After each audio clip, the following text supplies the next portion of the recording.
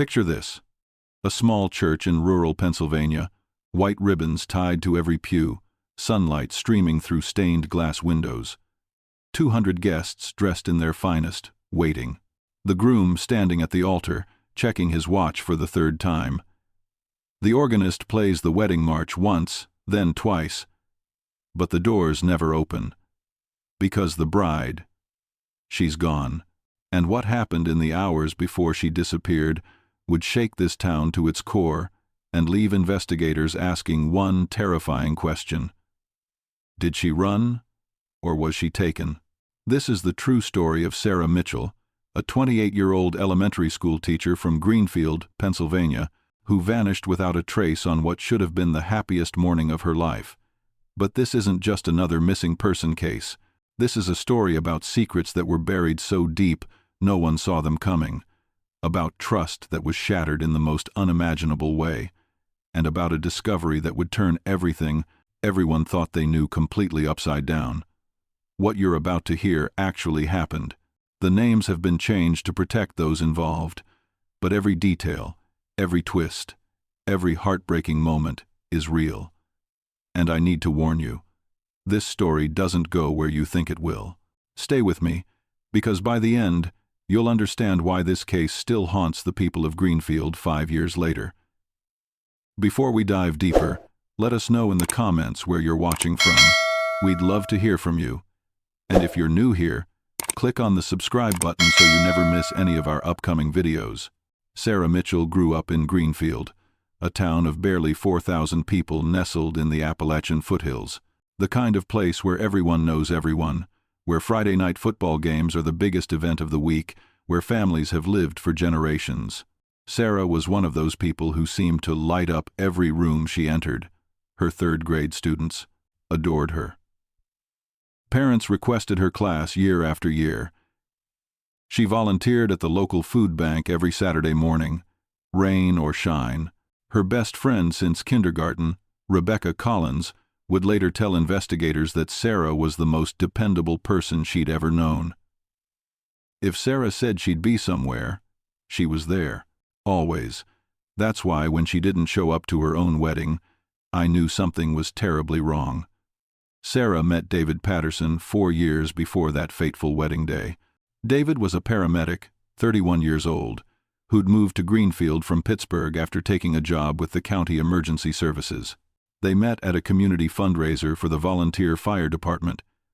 Rebecca remembers Sarah calling her that night, giddy with excitement. She said she'd just met the most interesting man. He was funny, kind, and he actually listened when she talked. Sarah had dated before, but never seriously. She always said she was waiting for the right person. David seemed like that person. He integrated himself into the community quickly, coaching Little League on weekends, helping elderly neighbors with yard work. Within 6 months, he and Sarah were inseparable. A year later, he proposed during a hiking trip to the nearby state park, right at the spot where they'd had their first real conversation about their futures. But here's what most people didn't know about Sarah, what even Rebecca didn't fully understand until after everything happened. Sarah had a past that haunted her. 7 years before she met David, when she was just 21 and finishing her teaching degree at Penn State, Sarah had been in a relationship with a man named Marcus Webb. Marcus was charismatic, intense, and according to Sarah's journal entries that would later be examined by police, deeply controlling. The relationship lasted only 8 months, but those 8 months left scars. Marcus would show up unannounced at her apartment. He'd go through her phone while she slept. When Sarah finally ended things, Marcus didn't take it well. He sent hundreds of texts. He created fake social media accounts to monitor her online activity. Sarah's roommate at the time convinced her to file a restraining order. Marcus eventually backed off, or so everyone thought. He moved out of state. Sarah heard through mutual friends that he'd gotten married, had a kid, built a new life. She rarely talked about that chapter. When David asked about her past relationships, Sarah gave him the basics but never revealed how afraid Marcus had made her feel. The engagement period seemed perfect from the outside.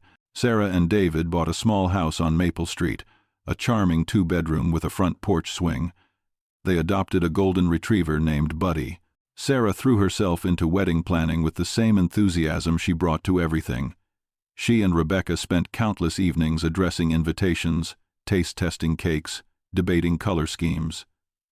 David was supportive, if occasionally overwhelmed by all the details. He'd joke that he just needed to show up in a tux and say his vows, Rebecca later recalled. But he never missed a meeting with the vendors if Sarah wanted him there. He seemed genuinely excited to marry her. The wedding was set for October 14th, a Saturday, at Greenfield Community Church. It was the same church where Sarah's parents had married 35 years earlier, where Sarah had been baptized as a baby, where she'd sung in the children's choir every Sunday for years. But as the wedding date approached, those closest to Sarah began noticing small changes. Rebecca remembered one particular conversation from 3 weeks before the ceremony. They were having lunch at their favorite cafe when Sarah's phone buzzed. She glanced at it, and her face went pale. "Are you okay?" Rebecca asked. Sarah forced a smile. "Yeah, just spam. My phone's been weird lately." But Rebecca saw her hands trembling as she silenced the device.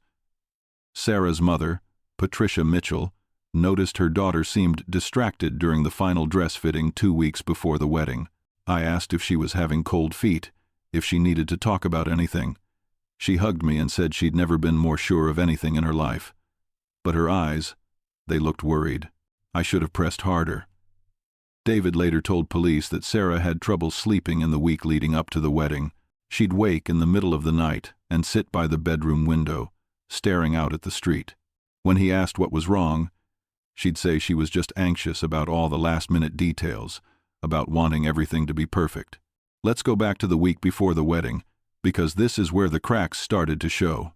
On Monday, October 9th, exactly 5 days before the ceremony, Sarah received a letter at the school where she taught. It arrived in a plain white envelope with no return address, her name handwritten in block letters. The school secretary who handed it to her later told police that Sarah's expression changed the moment she saw it. She went from smiling to frozen in about 2 seconds. She stuffed it in her bag and went straight to her classroom. Sarah never told anyone what that letter said. It was never found. But that afternoon, she called the Greenfield Police Department and asked to speak with Officer Tom Bradley, the same officer who had helped her file the restraining order against Marcus Webb 7 years earlier. Officer Bradley, now a sergeant, met with Sarah in his office. According to his later testimony, Sarah seemed nervous, kept glancing at the door. She asked me if there was any way to check if Marcus Webb still lived in Arizona, which is where he'd moved after the restraining order. I told her I could make some calls. When I asked why she wanted to know, she said she'd gotten a weird feeling lately, like someone was watching her. But she had no proof. Nothing concrete. Sergeant Bradley did check on Marcus. He was still in Arizona, still married, working as a sales manager for a pharmaceutical company. There were no red flags, no recent activity that suggested he'd been in Pennsylvania. Bradley called Sarah that evening to tell her. She thanked him, sounded relieved, but then said something that stuck with him. She said, "Maybe I'm just being paranoid. Getting married brings up old fears, I guess." But there was something in her voice, like she didn't quite believe her own words. The next day, Tuesday, Sarah went to the post office to mail some last-minute thank-you notes to out-of-town guests who'd already sent gifts. The postal clerk, an elderly woman named Eileen who'd known Sarah since she was a child, noticed Sarah kept looking over her shoulder. I asked if she was all right, dear, and she smiled, but it didn't reach her eyes. She said she was fine, just tired from all the wedding prep. Then she left in a hurry, almost forgot her purse on the far counter. On Wednesday, October 11th, 3 days before the wedding, something happened that nobody understood at the time but would become crucial later. Sarah's car broke down on her way home from school. She called David, who was on shift at the ambulance station. He couldn't leave, so he arranged for a tow truck and told Sarah to wait at the nearby coffee shop. The tow truck driver, a man named Frank Russo who'd run Russo's auto repair for 20 years, later told police that when he arrived to pick up the car, Sarah seemed unusually interested in whether someone could have tampered with her vehicle. She asked me specifically to check if anything looked off, if someone could have messed with the engine. I did a thorough inspection and told her it was just a bad alternator, plain mechanical failure. She seemed relieved but also still on edge. The repair would take 2 days, meaning Sarah wouldn't have her car back until Friday afternoon, the day before the wedding. David picked Sarah up from the coffee shop that Wednesday evening. According to his statement, she was quiet on the drive home, lost in thought. When they got to the house, she went straight to the bedroom and closed the door. David knocked after a few minutes and found her sitting on the bed, crying. She told him she was overwhelmed, that the stress of the wedding was getting to her. He held her and promised everything would be perfect, that in just a few days they'd be married and all this stress would be over. She smiled at him and said, "I love you so much. I need you to always remember that, no matter what happens." David found it a strange thing to say, but chalked it up to pre-wedding jitters. That night, after David fell asleep, Sarah did something she hadn't done in years. She pulled out an old journal from the back of her closet, the same journal she'd kept during her relationship with Marcus. She wrote a new entry, the last entry she would ever write. Police would find this journal weeks later. The final passage read, "I thought the past was behind me. I really did. But some ghosts don't stay buried. If I'm wrong about what I think is happening, I'll look back on this and laugh at how paranoid I was. But if I'm right, if he's really back, I need to protect the people I love. I need to protect David. He can't know. Not yet." Thursday, October 12th, 2 days before the wedding, was the rehearsal dinner. It was held at Greenfield Inn, a historic bed and breakfast on the edge of town. 45 people attended, close family and friends, the wedding party, out-of-town guests who'd arrived early. By all accounts, it was a lovely evening. Sarah's father gave a toast that brought tears to everyone's eyes. David's best man told embarrassing stories from their paramedic training days. Sarah laughed, thanked everyone for coming, seemed genuinely happy. But Rebecca, who was maid of honor, noticed something odd. During dinner, Sarah excused herself to use the restroom. She was gone for nearly 15 minutes. When Rebecca went to check on her, she found Sarah in the hallway, staring out a window into the dark parking lot. "Sarah, what are you doing?" Rebecca asked. Sarah jumped, startled. "Nothing. Just needed some air. It's hot in there." But Rebecca saw Sarah's phone in her hand, saw that she'd been texting someone. "Who are you talking to?" Rebecca asked. Sarah locked her phone quickly. "Just confirming details with the florist. Last-minute stuff." She smiled, linked her arm through Rebecca's, and they went back to the party. Rebecca didn't think much of it at the time, but later, she'd wonder who Sarah was really texting, because the florist would tell police she hadn't received any messages from Sarah that night. Friday, October 13th. The day before the wedding. Sarah picked up her car from Russo's auto repair, just after noon. Frank had the keys ready and the bill settled. David had already paid over the phone. Sarah seemed distracted, kept checking her phone. I told her congratulations on the wedding, said I hoped everything went smooth. She thanked me, but seemed like her mind was somewhere else. Sarah drove straight to the church for the final walkthrough with the wedding coordinator, a woman named Linda Hart, who'd coordinated dozens of weddings in Greenfield over the years. Linda later described Sarah as tense but focused. We went through the timeline, made sure all the decorations were being delivered on time, checked the sound system. Sarah was detail-oriented, asked good questions, but twice during our meeting, her phone rang and she let it go to voicemail. I asked if she needed to take the calls and she said no, just spam calls she'd been getting all week. After the church meeting, Sarah was supposed to meet Rebecca and the other bridesmaids for lunch, their last girls' gathering before the big day. But Sarah called Rebecca around 2 in the afternoon and said she needed to cancel, that she had an errand to run, and it couldn't wait. Rebecca was disappointed but understood. Told Sarah they'd see her tomorrow morning at the church for photos before the ceremony. I asked what the errand was, and she was vague, said she needed to take care of something personal. I didn't push. I figured she had last-minute wedding stuff. But here's what investigators would later piece together. Sarah didn't run errands that afternoon. Instead, she drove 40 minutes to the county courthouse in the neighboring town of Ridgewood. Records show she went to the clerk's office and requested copies of documents related to Marcus Webb's restraining order from 7 years earlier. The clerk who helped her remembered the interaction because Sarah seemed anxious, kept looking at the door. She asked if there was a way to find out if someone had requested copies of the same documents recently, like if someone else had been looking into her records. I told her I couldn't give out that information, but her question stuck with me. Sarah left the courthouse around 4 and drove back to Greenfield. But she didn't go straight home. Cell phone records would later show she stopped at a location on the outskirts of town, a public park near the county line. She stayed there for almost an hour. What was she doing? Police would search that park extensively but find nothing that explained why Sarah went there that Friday afternoon. Some investigators theorized she met someone, that there was a conversation we'll never know about. Others thought she just needed time alone to think, to process whatever was troubling her. We may never know for certain.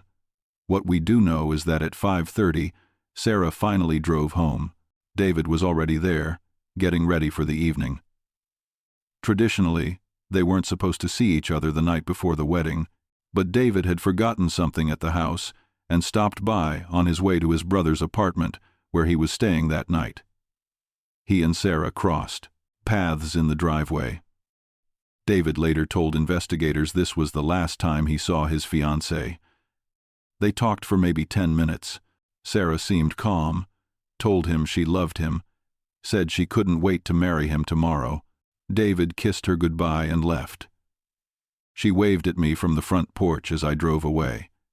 She was smiling. Everything seemed fine. I've replayed that moment 1,000 times in my head, wondering if I missed something, some sign that she was in trouble. That evening, Sarah was supposed to stay at her parents' house, another wedding tradition. Patricia Mitchell drove over to Sarah's house around 6 to pick her up, but when she arrived, Sarah asked if she could have just one more hour alone in her own home, one last quiet evening before everything changed. Patricia understood, told her daughter to call when she was ready, and she'd come back. Patricia left. An hour turned into 2, then 3. At 9 o'clock, Patricia called Sarah. No answer. She called again at 9:30. Still no answer. She drove back to the house. The lights were on. Sarah's car was in the driveway. But when Patricia knocked, there was no response. She tried the door. It was unlocked. "Sarah? Honey?"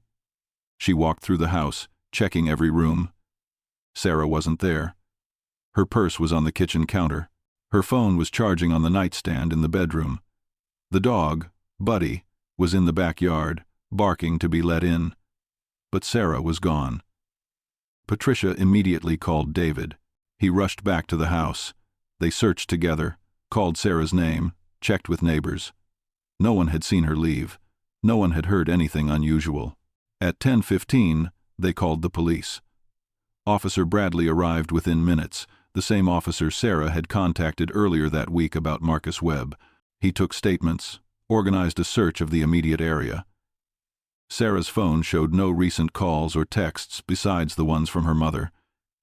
There was no sign of forced entry, no sign of a struggle. It was as if Sarah had simply walked out of her house and vanished into the night. But here's the detail that made everyone's blood run cold. When officers checked the house more carefully, they found something on the kitchen table that hadn't been there when Patricia arrived at 6. It was Sarah's wedding veil, neatly folded, with a single handwritten note tucked underneath. The note said, "I'm sorry. I have to finish this. Trust me." That's it. 7 words that would launch one of the most baffling investigations Greenfield had ever seen. What did Sarah need to finish? Trust her about what? And where had she gone? The questions multiplied as the night wore on. At midnight, with Sarah still missing, the decision was made to postpone the wedding. Guests were contacted, told there was a family emergency. Most people assumed Sarah had gotten cold feet and run off, that she'd resurface in a day or two, embarrassed but fine. But those who knew Sarah best, Rebecca, her parents, even David, they knew this wasn't cold feet. This was something else. Something that filled them with a fear they couldn't quite name. Saturday, October 14th, the day that should have been Sarah and David's wedding. Instead, it became day one of an active missing persons investigation. By dawn, search parties had formed.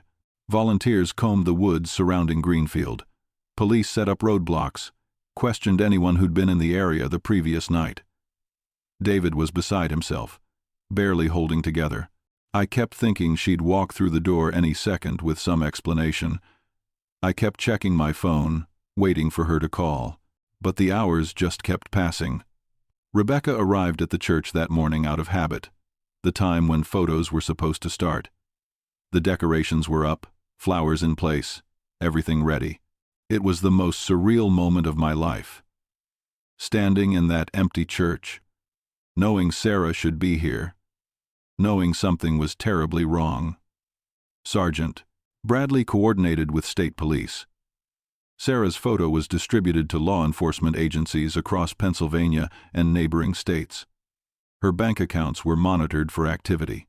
Her credit cards, all unused. Her phone, still at the house, offered no clues. The note she'd left was analyzed. The handwriting was definitely Sarah's, no signs of duress in the way it was written. But what did it mean?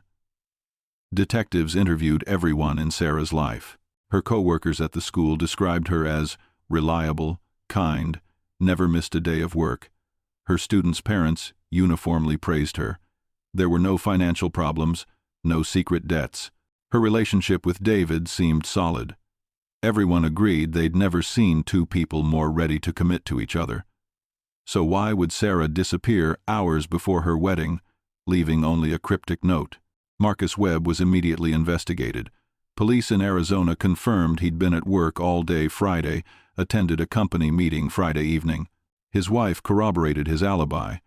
Security footage from his workplace confirmed he never left. Whatever was happening with Sarah, Marcus wasn't physically involved. On Sunday, October 15th, 2 days after Sarah vanished, the story hit local news, then regional news. By Monday, it was picked up by national outlets. Bride disappears hours before wedding made headlines across the country. The attention brought both help and complications. Hundreds of tips flooded in, most of them useless. Alleged sightings of Sarah in a dozen different states, none verified. Conspiracy theories sprouted online. Some claimed David must have done something.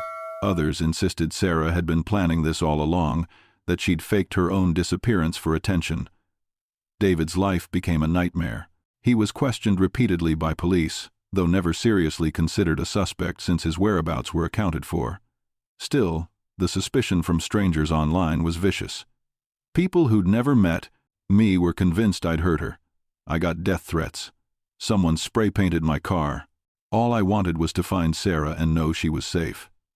Patricia and Sarah's father, Richard, went on television, pleading for information. Patricia held up a photo of her daughter, tears streaming down her face. If someone has Sarah, please let her go. If Sarah is out there and can hear this, please come home. We love you. We're not angry.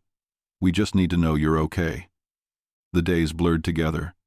A week passed. Then 2. No ransom demand. No body found. No trace of Sarah Mitchell. The investigation stalled. Police had no physical evidence of foul play, but no evidence Sarah had left voluntarily either, beyond the note. Her car remained in the driveway. Her belongings untouched. It defied logic. People don't vanish into thin air, yet that's exactly what Sarah seemed to have done. Rebecca couldn't sleep, couldn't eat. I kept thinking about that night at the rehearsal dinner, when I found her in the hallway. Should I have asked more questions? Should I have known something was wrong? The guilt ate at her. It ate at all of them. By early November, 3 weeks after Sarah disappeared, the active search efforts wound down. Police still considered it an open investigation, but resources were redirected. The reality was, without new leads, there was nowhere to go. The town of Greenfield was traumatized. At the elementary school where Sarah taught, her classroom remained empty. The principal brought in a substitute but couldn't bring herself to pack up Sarah's desk, her decorations, the drawings her students had made. It felt too final, like giving up on her. David moved out of the house he and Sarah had bought together. He couldn't stand being there, surrounded by reminders of the life they were supposed to have. He stayed with his brother, went through the motions of work, but everyone could see he was a shell of himself. Buddy, the dog, went to live with Patricia and Richard. The animal seemed to mourn too, would sit by the front window of their house for hours, waiting for Sarah to come home. Thanksgiving came and went. The Mitchell family couldn't bring themselves to celebrate. December arrived, cold and gray. Christmas lights went up around Greenfield, but the holiday felt hollow. How do you move forward when someone you love is just gone? When you have no answers, no closure, no way to grieve properly because you don't even know if you should be grieving. And then, on December 20th, 68 days after Sarah Mitchell vanished, something happened that nobody saw coming, something that would finally begin to unravel the truth. A woman walked into the Greenfield Police Department just before noon. She was thin, exhausted, wearing clothes that looked like they hadn't been washed in weeks. Her hair was longer than anyone remembered, pulled back in a messy bun, but the desk officer recognized her immediately. It was Sarah Mitchell. She was alive. The police station erupted into controlled chaos. Sergeant Bradley was called immediately. He rushed to the station, hardly believing the news. Sarah was taken to a private interview room, offered water, food, medical attention. She declined everything except the water. "I need to tell you what happened," she said. "I need to tell you everything before I lose my nerve." Patricia and Richard were notified. Levern, everything by Unwill. They arrived within minutes, sobbing, trying to embrace their daughter. Sarah hugged them back but asked for a moment alone with the police first. David got the call at work. He dropped everything and drove to the station, his heart pounding. But when he arrived, Sarah asked if she could speak with the police before seeing him. It hurt. He waited in the lobby, pacing, desperate to understand. In the interview room, Sarah began to talk. The story she told over the next 3 hours would shock everyone who heard it. It started, she said, with Marcus Webb. But not in the way anyone expected. 3 months before her wedding, in July, Sarah received a Facebook message from a woman named Alexis Webb, Marcus's wife. The message was friendly, curious. Alexis explained that she was doing research into her husband's past, trying to understand who he was before they met, because their marriage was in trouble and she was considering divorce. She'd found old social media posts mentioning Sarah, knew there'd been a restraining order. She wanted to know what had happened, what kind of man Marcus had been back then. Sarah was wary but decided to respond. She gave Alexis a brief overview of the relationship, the controlling behavior, the reason for the restraining order. Alexis thanked her, and Sarah thought that was the end of it. But in September, just a month before her wedding, Alexis reached out again. This time, with a warning. Marcus had discovered Alexis was in contact with Sarah. He'd flown into a rage, destroyed Alexis's laptop, threatened her. Alexis was afraid. She told Sarah that Marcus had become obsessed with finding out why she was digging into his past. He'd started monitoring Alexis's communications, her whereabouts, and worse, Alexis had found evidence that Marcus had been tracking Sarah online for years. He had fake social media accounts. He knew where she worked, where she lived, that she was getting married. Alexis begged me not to contact the police, Sarah told investigators. She said if Marcus found out she'd warned me, he'd hurt her, or take their child. She said she was planning to leave him, but needed time to do it safely. She asked me to just be careful, to watch for anything strange. And that's when I started noticing things. The hang-up calls, the feeling of being watched. Small things that on their own meant nothing but together felt like a pattern. Sarah didn't want to worry David, didn't want to bring this darkness into their life right before the wedding, so she stayed quiet. Told herself she was being paranoid. Then came the letter at school, the Monday before the wedding. Inside was a single sentence, printed, not handwritten. You can't hide from your past. No signature, no explanation. That's when Sarah contacted Sergeant Bradley, asked about Marcus's whereabouts. When she learned he was still in Arizona, she felt momentarily relieved. Maybe it was just a prank, a coincidence. But the unease didn't leave. The errand Sarah ran on that Friday, the day before her wedding, wasn't just to the courthouse. After she left the park, where she'd sat alone thinking, she drove to a different location, a storage unit on the edge of town that she'd rented 3 years earlier when she and David moved in together. She'd never told anyone about it.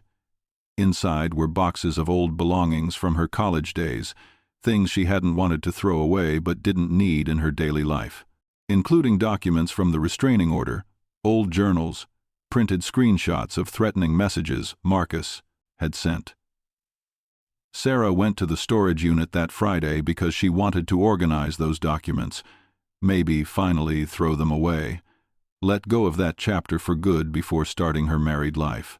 But when she arrived at the unit and opened the door, she found someone had been inside. Boxes were opened, papers scattered. Someone had gone through her belongings, and on top of one of the boxes was another note. See you soon. Sarah's blood ran cold. She called the storage facility manager. He checked the security footage. On Thursday night, the evening of the rehearsal dinner, a man had broken the lock on Sarah's unit. The footage was grainy, shot at night, but you could make out a figure, average height, wearing a dark hoodie. He'd been inside for almost 30 minutes. The manager apologized profusely, said he'd file a police report, but Sarah stopped him. I told him not to, and I know that sounds crazy now, Sarah explained to the detectives. About Alexis, about her safety. I was thinking if this person, if Marcus somehow was behind this even though he was supposed to be in Arizona, if I went to the police, he'd know I knew. And I had this horrible thought. What if he came after David? What if showing up at my wedding and hurting people I loved was his endgame? Sarah sat in that storage unit Friday evening, trying to decide what to do.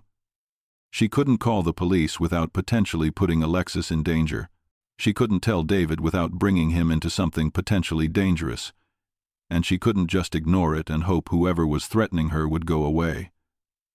A choice she knew would hurt people, but that felt, in that moment, like the only way to protect them. She decided to disappear, to draw whoever was threatening her away from everyone she loved, to finish this herself.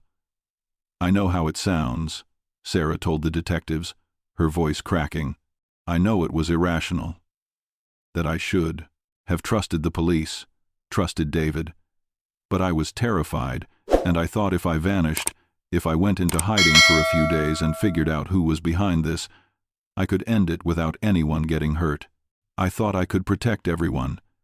That Friday night, after her mother left the house at 6, Sarah packed a small bag, cash she'd been saving from her paychecks, changes of clothes, basic supplies. She left her phone and purse behind so she couldn't be tracked. She wrote the note, vague enough not to reveal her plan, but specific enough that if something happened to her, police might have a clue. Then she got in her car and drove. She didn't go far, just to a rundown motel about 30 miles outside of Greenfield, a place that took cash and didn't ask questions. She checked in under a fake name, and then she waited. Her plan, such as it was, involved reaching out to Alexis Webb secretly, trying to get more information about Marcus's whereabouts and intentions. But Sarah had no phone, no laptop. She had to use the motel's payphone and later, briefly, a computer at a public library. It was slow, difficult. Alexis didn't respond to the anonymous emails Sarah sent. Days passed. Sarah saw the news coverage, saw her face on television, saw David's anguish. The guilt was crushing, but she kept telling herself it was temporary, that she'd find answers and come home soon. But the answers didn't come. Marcus wasn't in Pennsylvania, that much became clear. Police in Arizona were watching him as part of the missing persons investigation, and he never left the state. So if it wasn't Marcus, who had broken into her storage unit? Who had sent the notes? Sarah was stuck, hiding, unable to move forward, and too ashamed to go back. I felt like I'd made this massive mistake, but I didn't know how to undo it. I was scared everyone would hate me. I was scared David would never forgive me, and part of me, a dark part, wondered if maybe I'd imagined the whole thing, if the break-in was just a random crime and I'd run away over nothing. The weeks dragged on. Sarah moved from motel to motel, always paying cash, always looking over her shoulder. She lost weight, barely slept. She called her mother's house once from a payphone, just to hear her voice on the answering machine. She didn't leave a message. She watched the news, saw the investigation stall, saw the pain she'd caused, and finally, in mid-December, Sarah made a decision. She would go back. She would face everyone, tell the truth, accept the consequences. She had no answers about who had threatened her, no resolution. But she couldn't stay hidden any longer. Sergeant Bradley listened to Sarah's story with a mixture of sympathy and frustration. He asked the obvious question, "Sarah, why didn't you just come to us at the beginning? We could have protected you. We could have investigated the storage unit break-in." Sarah started crying. I know I should have. I was so afraid of making things worse, so convinced I could handle it myself. I made the worst decision of my life." Bradley asked about the storage unit, requested the address. He sent officers to check it out immediately. He also contacted Arizona police, asked them to bring Alexis Webb in for questioning. Maybe she could shed more light on Marcus's behavior, on whether he'd been involved somehow. And he began reviewing all the evidence from the initial investigation with fresh eyes. If someone had been threatening Sarah, if the break-in was real and not random, there had to be a trail. Meanwhile, outside the interview room, David was waiting. David's face was a mixture of relief, anger, confusion, love. They didn't speak, not at first. Then David crossed the space between them and pulled Sarah into his arms. She broke down completely, sobbing against his chest. "I'm sorry. I'm so sorry. I thought I was protecting you." David held her tightly. "We'll figure this out," he whispered. "We'll figure it out together." The reunion with Sarah's parents was emotional. Patricia couldn't stop touching her daughter's face, as if confirming she was real. Richard just kept saying, "You're home. You're home." Rebecca arrived shortly after, and when she saw Sarah, she didn't know whether to hug her or yell at her. She did both. "Do you have any idea what we've been through? What we thought happened to you?" But underneath, the anger was overwhelming relief. Sarah was alive. That's what mattered most. Over the next few days, as Sarah tried to reintegrate into a life she'd abandoned, police worked to verify her account. The storage unit was examined, the broken lock confirmed, but with weeks having passed, there was no usable physical evidence. The security footage from the night of the break-in was reviewed. The figure was too obscured to identify. The facility manager confirmed Sarah had rented the unit, confirmed the break-in report he'd been asked not to file. It all checked out. Alexis Webb was interviewed by Arizona police. She admitted she'd contacted Sarah, admitted she'd warned her about Marcus's obsession. She also revealed something else. Marcus had a brother who lived in Pennsylvania, not far from Greenfield. Marcus's brother was named Eric Webb. He was 34 years old, worked as a truck driver, spent weeks at a time on the road. Police pulled his records. Eric had a history of minor offenses, mostly traffic violations, but nothing violent. However, When detectives started digging into his recent whereabouts, they discovered something troubling. Eric's truck route often took him through central Pennsylvania. In fact, he'd been in the area multiple times in the months leading up to Sarah's disappearance, including the week before her wedding. When police contacted Eric Webb for questioning, he was cooperative at first. He admitted he knew his brother Marcus had issues in his past, knew about the restraining order. But when detectives asked specifically about the storage unit, about whether he'd been to Greenfield, Eric's demeanor changed. He requested a lawyer. That response told investigators they were onto something. While waiting for Eric's attorney to arrive, Sergeant Bradley reviewed phone records. Marcus and Eric had been in frequent contact throughout September and October, far more than their usual communication pattern. And then came the breakthrough. Police obtained a warrant to search Eric's truck and his apartment in Harrisburg, about 60 miles from Greenfield. What they found was damning. In Eric's apartment, stuffed in a drawer beneath some old bills and random papers, they discovered printed photographs of Sarah, photos of her leaving school, walking her dog, going into the grocery store. Some were dated from months earlier. There were also handwritten notes, practice drafts of the threatening messages Sarah had received. The handwriting matched. Eric Webb had been stalking Sarah Mitchell for months. But why? That question was answered when detectives found emails between Marcus and Eric. The correspondence painted a disturbing picture. Marcus, still bitter about Sarah ending their relationship years ago, still angry that she'd gotten a restraining order against him, had manipulated his younger brother into believing Sarah had ruined his life. Marcus couldn't stalk Sarah himself because of the restraining order and because his wife was watching him closely. So he convinced Eric to do it for him, framing it as a favor, as justice for the way Sarah had supposedly wronged their family. Eric, who looked up to his older brother and had some resentment issues of his own, agreed. The plan wasn't to physically harm Sarah, at least not initially. It was psychological warfare. Marcus wanted Sarah to feel afraid, wanted to ruin her happiness the way he believed she'd ruined his. The timing around her wedding was intentional. Maximum emotional impact. Eric had followed Sarah, learned her routines, discovered the storage unit by tailing her one day, months earlier when she'd stopped by to drop off some boxes. He'd watched, waited, and then executed his brother's plan. The break-in, the notes, all of it designed to terrorize Sarah without leaving an obvious trail back to Marcus. What neither Marcus nor Eric anticipated was that Sarah would disappear. When she vanished, Eric panicked. He destroyed most of the evidence he'd collected, stopped all contact with Marcus for weeks. He thought if he laid low, eventually Sarah would resurface and the whole thing would blow over. He never expected a massive investigation. He never expected Sarah to stay hidden for more than 2 months. When confronted with the evidence, Eric eventually confessed.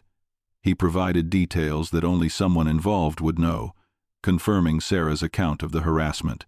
He admitted to the break-in, to sending the notes, to following her in the weeks before her wedding. He insisted he never intended to hurt her physically, that it was just supposed to scare her. Just supposed to scare her, Sergeant Bradley later said with disgust, as if that makes it any better, as if destroying someone's sense of safety is somehow acceptable. Marcus Webb was arrested in Arizona as an accomplice. Despite being physically distant, his role in planning and directing the harassment made him criminally liable. Alexis Webb filed for divorce immediately and cooperated fully with prosecutors. She'd known Marcus was obsessed with Sarah, but hadn't realized he'd enlisted his brother to act on that obsession. The guilt she felt for not speaking up sooner was immense. Both Marcus and Eric were charged with stalking, harassment, criminal trespassing, and conspiracy. They eventually pleaded guilty to avoid trial. Eric received 4 years in prison. Marcus, as the instigator and because of his previous restraining order violation, received 6 years. For Sarah, the relief of knowing the truth was mixed with overwhelming regret about her choices. "I understand now that running was the worst thing I could have done," she told Rebecca one evening, several weeks after her return. I let fear control me. I didn't trust the people who loved me to help me through it, and I caused so much pain because of that. The question everyone wanted to know was, would Sarah and David still get married? Their relationship had been through a trauma most couples never face. David had been understanding, supportive, but he was also hurt. Sarah had made a life-altering decision without him, had chosen to face danger alone rather than trust him as her partner. They went to counseling together, spent months working through the complicated emotions. David struggled with trust issues. Sarah struggled with guilt and the lingering effects of the harassment. Some days were good, other days felt impossible. Eventually, on a quiet afternoon in late spring, almost 7 months after Sarah's disappearance, they sat down together and had an honest conversation. David told Sarah he loved her, would always love her, but that he needed to know she trusted him completely before they could move forward with marriage. Sarah admitted she still had work to do on herself, that the trauma of everything with Marcus and Eric had left scars she was still healing from. They made a decision together. They would stay together, but they would postpone the wedding indefinitely. Not canceling it, just removing the pressure of a date. When we're both ready, Sarah said. Truly ready. We'll get married. But there's no rush anymore. We've learned the hard way that life doesn't follow the timelines we set. David agreed. It wasn't the ending either of them had imagined, but it was honest. And after everything they'd been through, honesty was what mattered most. The town of Greenfield slowly healed, though the scars of those months remained. At the elementary school, Sarah returned to teaching that fall, a full year after her disappearance. The principal and staff welcomed her back with open arms. Her students, many of whom had made cards and drawings during her absence, were thrilled to have her in the classroom again. But Sarah was different now. More cautious, more aware. She installed a security system in her house. She checked in with loved ones more frequently. She was working through trauma, taking it one day at a time. Rebecca remained her closest friend, though their relationship had evolved. There were hard conversations about trust, about the secrets Sarah had kept, but ultimately, their bond proved strong enough to weather the storm. I understand why she did what she did, Rebecca said. I don't agree with it, but I understand. Fear makes us do things we never thought we were capable of. Patricia and Richard struggled with their own complex emotions. Relief that their daughter was alive, anger that she'd put them through such agony, sadness that she'd felt so alone she thought disappearing was her only option. They attended family therapy sessions with Sarah, worked through layers of hurt and miscommunication. Slowly, painfully, they rebuilt their relationship. We lost 2 months of her life, Patricia said. 2 months we can never get back. But we have her now. We have her here, alive, safe. That's what I focus on when the anger creeps back in. The case drew national attention again once the truth came out. News outlets that had covered the mysterious disappearance now covered the resolution. Some were sympathetic to Sarah's impossible situation, others were critical of her decision to run. Online, the debates raged. Some people understood the panic, the fear that drove her actions. Others condemned her for putting her family through unnecessary trauma. Sarah tried not to read the comments, tried not to absorb strangers' judgments of choices they'd never had to make. David's healing process was perhaps the most difficult to witness. He'd gone from the happiest day of his life to losing his fiancée to finding her alive but fundamentally changed, all in the span of months. The man who'd proposed on a hiking trail, confident in their future, now questioned everything. I thought we told each other everything, and then I learned she'd been receiving threats, had been terrified, and never said a word. How do you come back from that? His brother, wise beyond his years, responded, You don't come back from it. You move forward from it. There's a difference. David held on to those words in the hard moments. The question of marriage remained open between them. Some friends and family thought they should just elope, forget the big wedding that had become associated with so much trauma. Others thought they should plan a new ceremony, reclaim the joy that had been stolen. But Sarah and David weren't ready for either option yet. They were focused on the day-to-day, on rebuilding trust, on learning to be a couple who'd survived something extraordinary.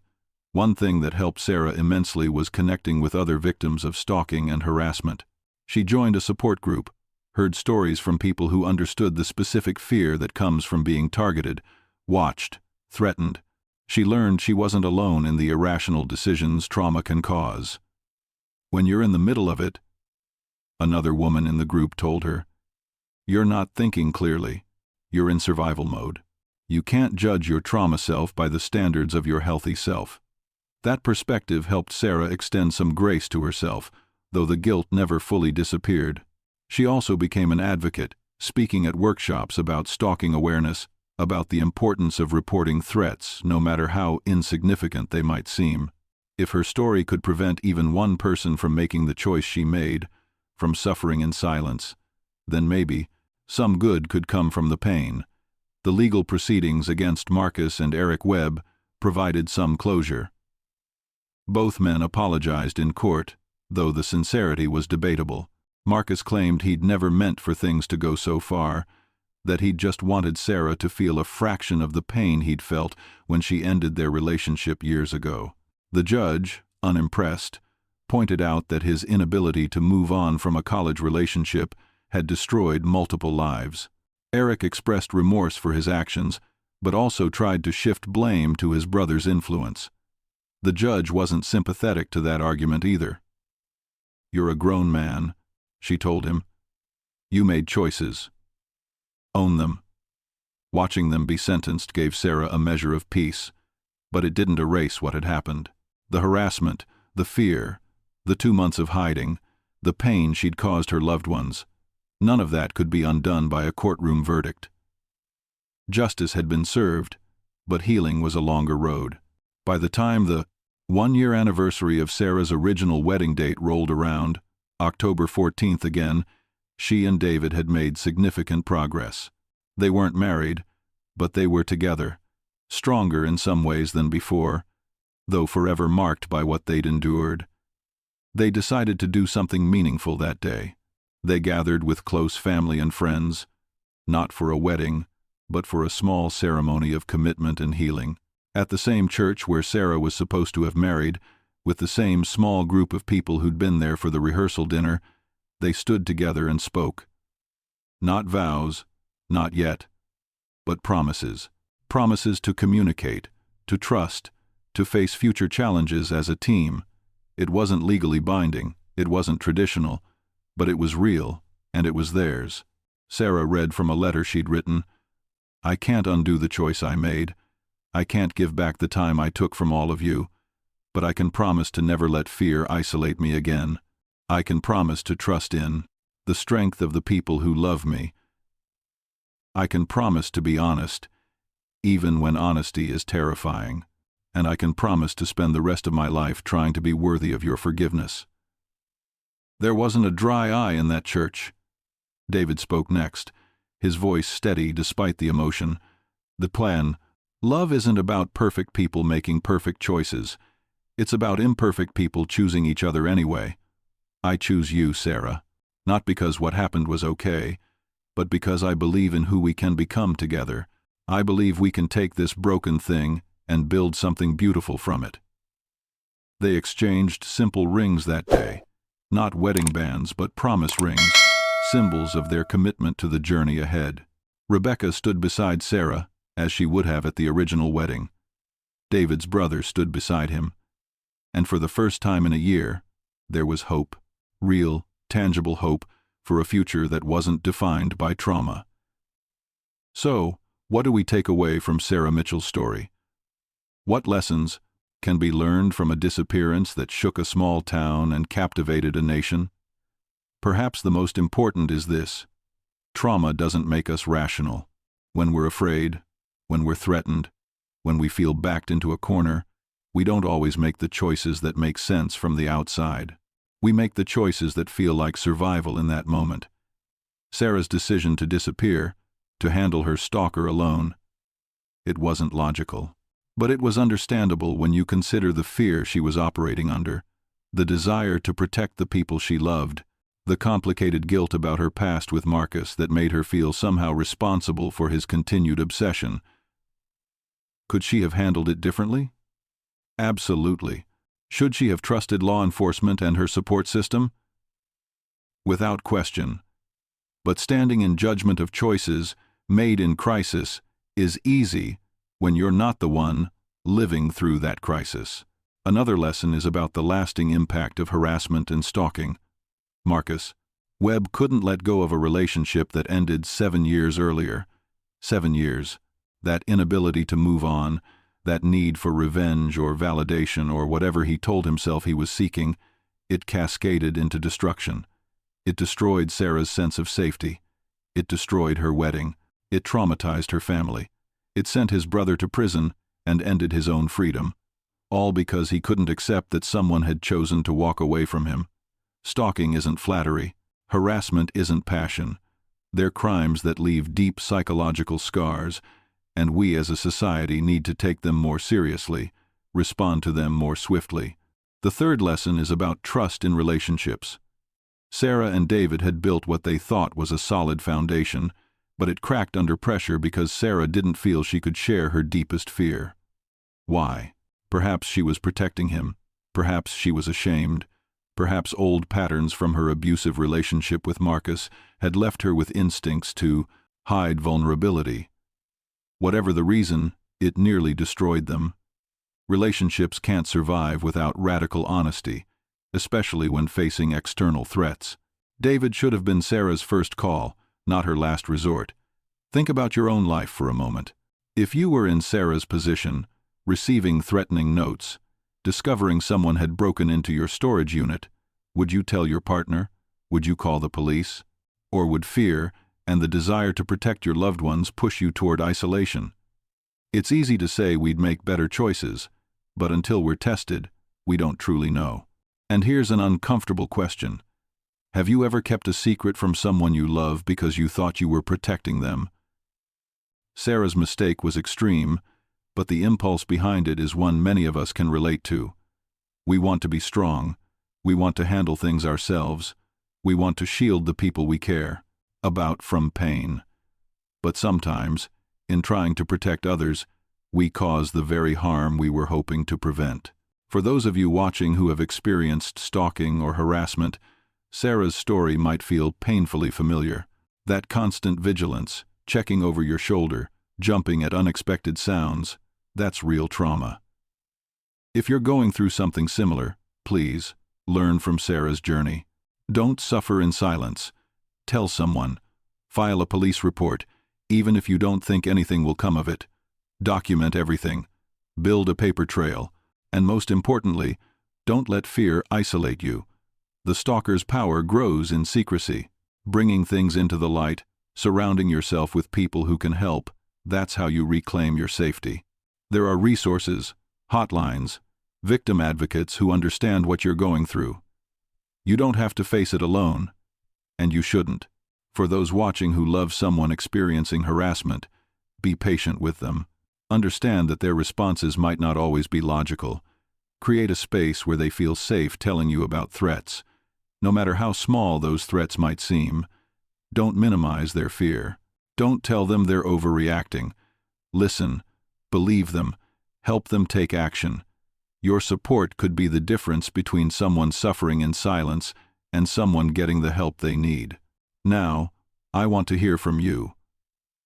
Knowing what you know now about Sarah's story, do you think her choice to disappear was understandable, even if it was wrong? Could you forgive someone for putting you through what Sarah put her family through, if their intentions were to protect you? And have you ever been in a situation where fear drove you to make a choice you later regretted? Drop your thoughts in the comments. I read every single one, and I'm genuinely curious about your perspectives on this complicated case. Also, tell us, how would you have handled this situation differently if you were in Sarah's shoes? What would you have done that night when you discovered someone had broken into your storage unit and left that threatening note? Really think about it. Put yourself in that moment of fear and confusion. Would you have called the police immediately? Told your fiancé? Or would part of you have considered running, just like Sarah did? Be honest with yourself and share your thoughts below. As of today, Sarah Mitchell and David Patterson are still together. They still haven't remarried, but according to sources close to them, they're in a much healthier place than they were 2 years ago. Sarah continues teaching, continues her advocacy work, and has become a voice for stalking victims across Pennsylvania. David has found his own path to healing, focusing on his work as a paramedic and supporting Sarah's recovery journey. They take things one day at a time, no longer focused on timelines or societal expectations about what their relationship should look like. Patricia and Richard have their daughter back in their lives, truly back, not just physically present but emotionally open in ways she wasn't before. The trauma forced difficult conversations, broke down walls, and ultimately brought them closer. Rebecca and Sarah's friendship has evolved into something deeper, more honest, tested by fire and proven resilient. The town of Greenfield has mostly moved on, though locals still talk about that October when their beloved teacher vanished, when the mystery gripped their community, when the truth proved stranger and sadder than anyone imagined. The church where Sarah and David were supposed to marry has hosted dozens of weddings since, but those who were there that day, who stood in an empty sanctuary waiting for a bride who never came, they carry that memory. It's a reminder that we never truly know what battles the people around us are fighting, what fears keep them awake at night, what secrets they're carrying that feel too heavy to share. Marcus and Eric Webb remain in prison, their release dates still years away. Whether they've truly reflected on the harm they caused, whether they've grown or changed, that's uncertain. What is certain is that their actions set in motion a cascade of pain that touched dozens of lives and will continue to echo for years to come. Alexis Webb has built a new life for herself and her child, far from Marcus's influence, and has become an advocate for domestic violence survivors. She carries guilt about not speaking up sooner about Marcus's obsession with Sarah, but she's channeling that guilt into helping others recognize warning signs and leave dangerous situations. Sarah Mitchell's disappearance reminds us that real life doesn't follow the neat narratives we see in movies. There wasn't a dramatic showdown. There wasn't a hero who saved the day. There was just a terrified woman making a choice that made sense to her in a moment of crisis, a choice that rippled outward, causing pain she never intended, and a long, difficult road to healing that's still ongoing. It reminds us that people are complicated, that situations are rarely black and white, and that judgment is easy when you're not the one living through impossible circumstances. If you take nothing else from this story, take this.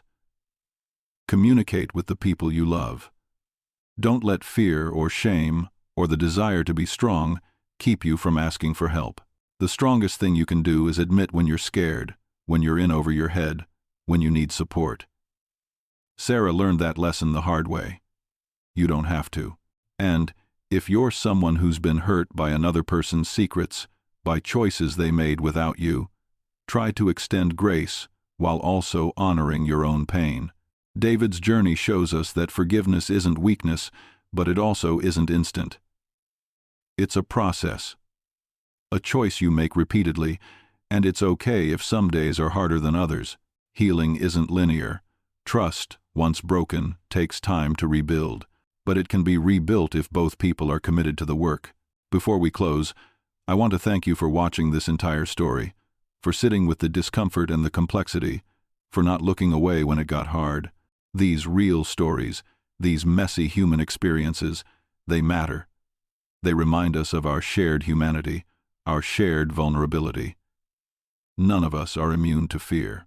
None of us are guaranteed to make perfect choices in crisis. And all of us need compassion, both for others and for ourselves. If Sarah's story resonated with you, if it made you think or feel something, please let me know in the comments. Share your reactions, your insights, your own experiences if you feel comfortable. And if you found value in this video, consider subscribing to this channel. We cover true stories that matter, stories that challenge us to think deeper about human nature, about justice, about healing. Hit that notification bell so you never miss an upload, and check out our other videos. We've covered cases that will make you question everything you thought you knew about crime, about relationships, about the resilience of the human spirit. Thank you for being here. Thank you for listening to Sarah's story with an open heart.